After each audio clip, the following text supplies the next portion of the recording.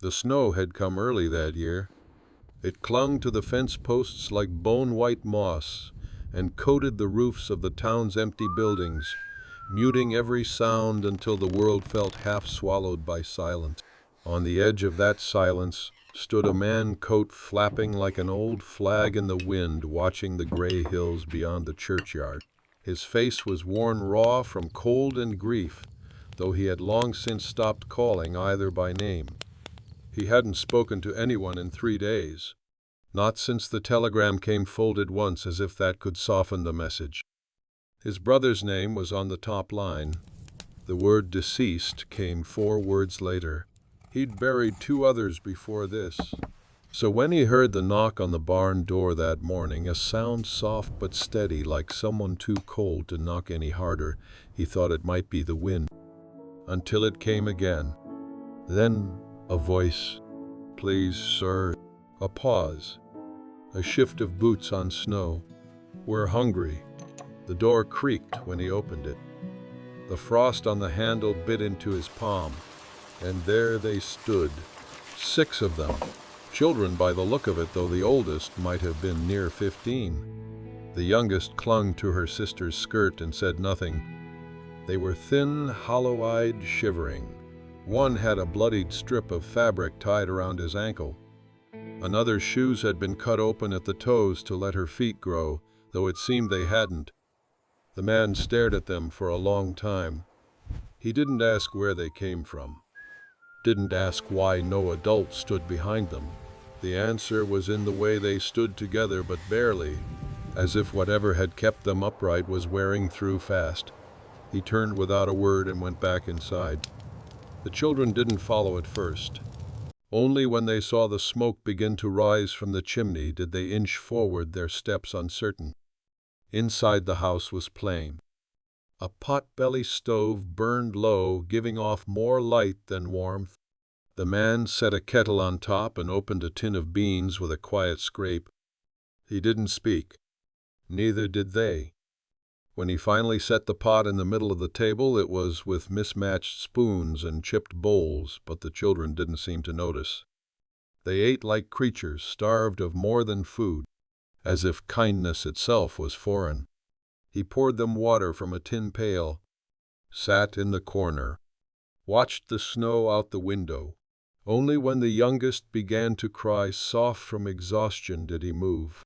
Took an old blanket from the back of a chair and wrapped it around her. She leaned into his chest without asking. He didn't flinch. The oldest boy met his eyes then. "We can work," he said. The man nodded once. They stayed. And the town, it whispered, about the ghost of a cowboy who'd turned his back on God, about children who showed up in the snow like ghosts themselves. Some said he'd lost his mind. Others that he was paying penance for something nobody would name. But none came to the cabin. Winter buried the fences. The children began to call him Mr. Hatch, though he never told them his name. They learned to chop wood, clean tack, feed the animals without needing to be told. The youngest began to hum again. The boy with the torn ankle learned to walk without a limp. And Hatch, he changed too. He fixed the leak above the stove, repaired the squeak in the porch step. He bought a second-hand piano when the snow melted, though no one knew where from. Said nothing when the oldest girl began to play, fumbling at first, then sweeter with time. Still, he never smiled. Not until one morning in late spring, when he stepped outside and found the children sitting on the fence rail passing around a harmonica like it was the finest gift ever made.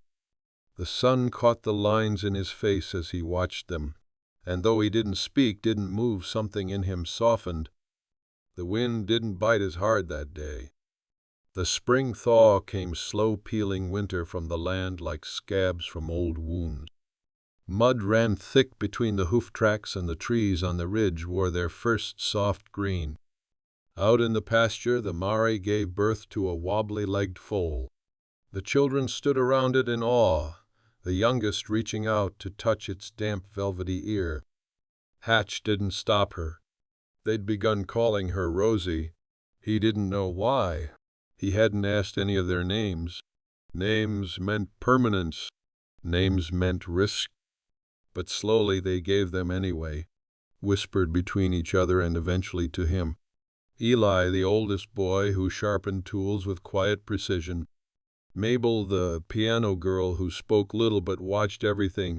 Rosie and her twin Ruth, no more than 6 winters between them. And Jonah, the one with the limp, stubborn as hell. The last was Alice, with hair like rusted copper and a gaze that never blinked first. Names meant something. They always had. Hatch started leaving the door open. That summer they worked. Fences needed mending. The north barn was near collapsed. The creek bed had to be cleared of silt before it dried to dust. The children took to the labor without complaint, their thin arms and legs learning the rhythm of muscle and sweat. Hatch taught them how to wrap rope, how to read the sky. He let them fail, let them bleed, but always watched close enough to catch what mattered. He never asked where their parents were. But one night, as the fire crackled low and the house filled with the smell of stew, Eli sat across from him and said, "Our ma died in Kansas City. Fever took her." He didn't say anything about a father. Didn't have to. Hatch just nodded once and passed the boy the salt.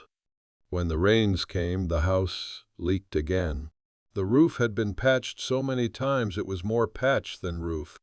So they moved their beds into the loft and waited it out, listening to thunder roll like barrels across the sky. That was when the girl came. Not one of the children. A woman wrapped in a canvas duster, her boots heavy with mud. She rode in on a broken-looking sorrel with sweat dried into its flanks. She had dark hair and a scar along one cheek, and she looked at Hatch like she might shoot him just for breathing. She didn't introduce herself. "Just asked you," the man took in the orphans. Hatch narrowed his eyes. "Who wants to know?" "They're my kin," she said. "Niece and nephews. Half of 'em, anyway." The children stood behind the doorway, silent as ghosts. Alice stepped out first. She looked the woman over, then turned to Hatch. "I don't know her," she said. The woman flinched like she'd been slapped. "Name's Delia," she said. "Their uncle's wife." That meant nothing to them. Not anymore. "They got a home now," Hatch said, voice like gravel. Delia crossed her arms. "You think you're their father?" "No. I'm the man who fed them when no one else did." They stood in the rain for a long time. Eventually, Delia turned. "I'll be back," she said. "With paper." He didn't say goodbye. That night the children slept close.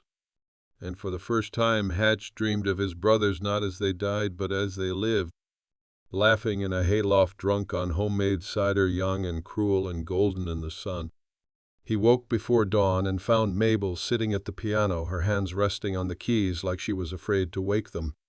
She looked at him with eyes that had seen too much. "She won't take us," she said. It wasn't a question. "No," he said, "she won't." And they both believed it. Outside the wind had turned. Warmer now, carrying the scent of honeysuckle and wet dirt. Something green trying to live again. Subscribe and ride past the last fence. By early July, the land had begun to forgive. Wildflowers stitched color back into the hills, and the sun came steady, warm but not cruel. Hatch and the children worked from morning until the light faded, hands blistered and backs sore, but there was a rhythm to it now, one that felt almost like peace. He built them beds. Real ones. Hauled rough-cut pine from the old mill 3 towns east, sanded it smooth, notched the corners so no one would catch a shin. Eli helped quiet and focus the way he always was when using his hands. Mabel sewed curtains from old flour sacks. Rosie picked wild mint for the table. They made a home without saying it. Still Hatch kept his guard up. The memory of Delia's promise hung like a nail in the wall, waiting. Then, one hot afternoon, she returned. This time, she brought 2 men and a folded letter sealed with wax. The younger one wore a vest too fine for the dust on his boots. The other carried a rifle, though not like he meant to use it, more like a man paid to look serious. Delia stayed on her horse. Her face was set hard, but her voice was cold and calm.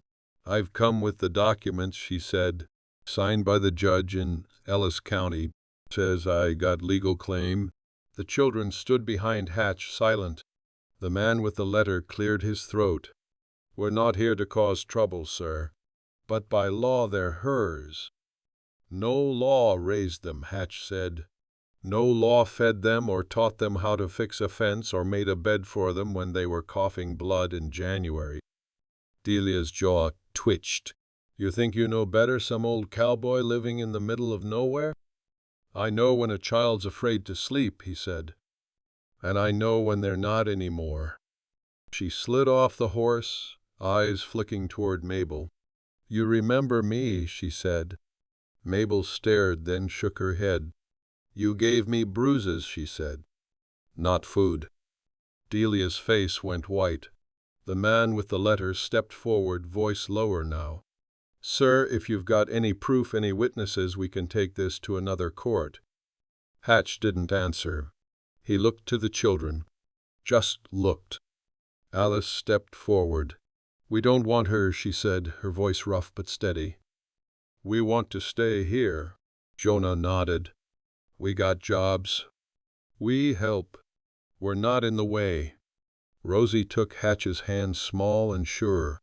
The man looked down at the letter in his hand, then back at Delia. "You didn't mention prior abuse," he said. Delia's mouth opened, but nothing came out. "You lied to the court," he added, quieter. "I want what's mine," she hissed. "They ain't yours, Hatch," said his voice flat. "You left 'em starving. That's all the truth I need." No one moved. Then the man folded the letter, tucked it back into his coat. "I'll write to the judge," he said. "Recommend the petition be voided permanently."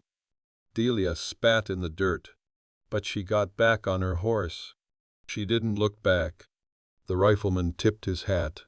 "Reckon they're better off here." That evening Hatch sat on the porch, boots kicked off, watching the sky bleed gold and peach over the ridge. The children were in the creek laughing. Mabel played something slow on the piano, the notes rising like fireflies through the open window. For the first time in years, his chest didn't ache. Alice brought him a cup of coffee, even though it was too warm for it. She sat beside him, legs swinging. "You're not so bad," she said. He smiled then. "Just a little. I'm learning." She looked sideways at him. "What now?" He watched the horizon where the sun slipped behind the hills. "Now," he said, "we build something that lasts." The town changed its story. Where once Hatch had been a shadow, a man spoken of with wary tones and half-truths, now folks nodded when they passed him on the road. A few even tipped their hats. It wasn't warmth, not yet, but it was respect, the kind earned through hard seasons and silent endurance. He started going in once a week, mostly for supplies. Sometimes he'd bring one of the children. Alice liked the mercantile. She had an eye for buttons and bartered down the shopkeeper without blinking. Jonah preferred the blacksmith, where he watched tools take shape in fire. Mabel didn't go. She said the piano needed her. By autumn, Hatch was no longer alone on the land. They had planted rows of carrots and onions in spring. Come September, they pulled them up with proud, dirt-covered hands. The barn roof no longer leaked. The chicken coop had a new door. The children's cheeks were full, their limbs strong. Ruth lost a tooth and didn't cry. Rosie made a pie from wild apples and nearly burned it, but didn't. Hatch built a table big enough for all of them. Then came the preacher. He arrived in a wagon painted with scripture, quoting verse before he'd even stepped down. Said he was traveling through from Hayes, but had heard of the unusual household up on Dry Creek Ridge. Wanted to make sure the children were being raised with proper faith. Hatch didn't invite him in. Didn't tell him to leave either. just leaned on the fence post quiet. Eli met the man's questions with a tight jaw. Alice answered with one word at a time. The preacher asked if they knew the Lord's Prayer. Mabel said they knew how to build a fence that held. Rosie asked if God made dogs, and when the preacher said yes, she asked why their last one got shot. That shut him up for a while. Eventually, the preacher packed up his books and his pity and left muttering about judgment and the state of the world. Hatch stood on the porch, arms folded, and watched the wagon rattle off into dust. Later that night, he found Mabel sitting on the floor watching the fire, her knees pulled to her chest. He said, "We don't have real family," she said. Hatch knelt beside her. "He's wrong." He said, "We need God." He nodded. "Maybe. But sometimes God sends people instead of thunder." She looked up at him. "Is that what you think happened?" He thought of his brothers, of the telegram, of the knock on the barn door. "I think I got saved right alongside you." They sat there a while, the fire snapping between them. By winter, the house was full in a way that had nothing to do with walls. Mornings smelled of coffee and wood smoke. Evenings were full of quiet talk, Rosie's humming and the creak of the rocking chair Hatch finally fixed. Snow came again, heavy and slow, blanketing the world in stillness. But inside, the warmth held. On Christmas morning, Hatch found a bundle on the table. A scarf hand, stitched in lopsided lines. A drawing of a horse, clumsy but clear. A wooden carving of a hawk. And a note written in Mabel's neat, careful print. "We're staying, if you'll keep us." He didn't cry, but he had to sit down. That night they made stew with the last of the potatoes. Hatch told them stories from when he was young, before the war, before the loss. The children listened like they were building a map out of his voice. Then Mabel stood and said, "Your turn to listen." And she played. The song was slow, tender, full of pauses. Half remembered, half invented. It wasn't perfect, but it was theirs. When he looked around the table, he saw something he hadn't dared to name before. Family. The wind howled against the windows, but none of them shivered. Outside, the snow fell soft as ash. Inside, the fire burned. Spring returned with a gentler hand. It crept into the cracks of the land, coaxing green from frost-bitten roots and warmth from the cold, bent trees. Lambs were born. The creek ran clear. The children woke early with the sun and ran barefoot through wet grass, their laughter lifting like birds in the morning light. Hatch stood most days on the porch before coffee watching. His back still ached from years of breaking things that didn't heal right, but there was a lightness in him now, a center that no longer felt hollow. They'd made it through a second winter. Together. He hadn't said yes to Mabel's note, not out loud, but he hadn't needed to. He built another bunk in the loft, bought more seed, took Rosie and Ruth into town to pick paint colors for the kitchen. Pale yellow, they said. Like sunshine, but quiet. Then one morning, Yelly didn't come down. Hatch found him behind the barn, curled in on himself, shaking. No fever. No wound. Just a look in his eyes that Hatch knew too well, one that saw things that weren't there, things long buried but never gone. He didn't ask what memory had clawed its way back. Just sat down beside him. After a while, Eli said, "I thought I'd feel safe by now." "You are," Hatch said. Eli shook his head. "Not in here." He tapped his chest once hard. Hatch picked up a stone, turned it in his hand. "Safe don't mean it never hurts. Just means you got somewhere to go when it does." Ellie didn't answer, but he leaned his shoulder against Hatch's. That was enough. In April, a letter came. Not a threat this time. Not a demand. Just ink on paper from the judge in Ellis County. It read, "The children under your care have by multiple witness and affidavit shown improvement in health, education, and well-being. With no contest and no further claim to guardianship, you are granted full custody as legal ward. Their home is hereby recognized. There was no seal, no ceremony, but Hatch read it twice, then once more just to hear the words again in his head. Their home is hereby recognized. He showed them that evening one by one. Mabel took it in with a slow breath, her lips pressed tight. Jonah punched the air. Rosie and Ruth jumped in circles until they fell over giggling. Alice looked at Hatch long and quiet, then said, "So you're stuck with us?" "Seems that way," he said. She grinned. The next morning Hatch saddled the mule and rode to town. He bought flour sugar nails, 2 bolts of cloth, and for reasons he wouldn't explain, a pair of silver rings tucked into the bottom of his coat pocket. When the general store clerk raised an eyebrow, Hatch said, "Only for the girls. Something to hold on to." He gave one to Rosie that night and the other to Ruth. They wore them on string around their necks, proud as queens. That summer Hatch taught Mabel to shoot. She was nervous at first, but steady-handed. When she hit the bottle on her 3rd try, he just nodded. She beamed. The prairie bloomed in gold and blue. Fireflies lit the yard at night. Hatch sat with a book. He never finished listening to the creak of the rocking chair, the rustle of pages turned by Alice on the step. They didn't speak much anymore. Not because there was nothing to say, but because everything had already been said in the meals, made the fences, fixed the songs, played the hands held when the dark pressed in too close. And when Rosie fell asleep one night, curled on his lap, a smear of jam across her cheek, Hatch looked around that quiet, firelit room and knew. This was it.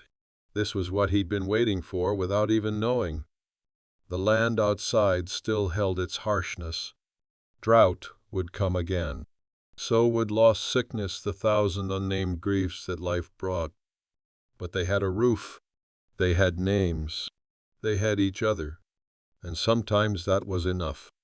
If this journey stayed honest, subscribe and keep going.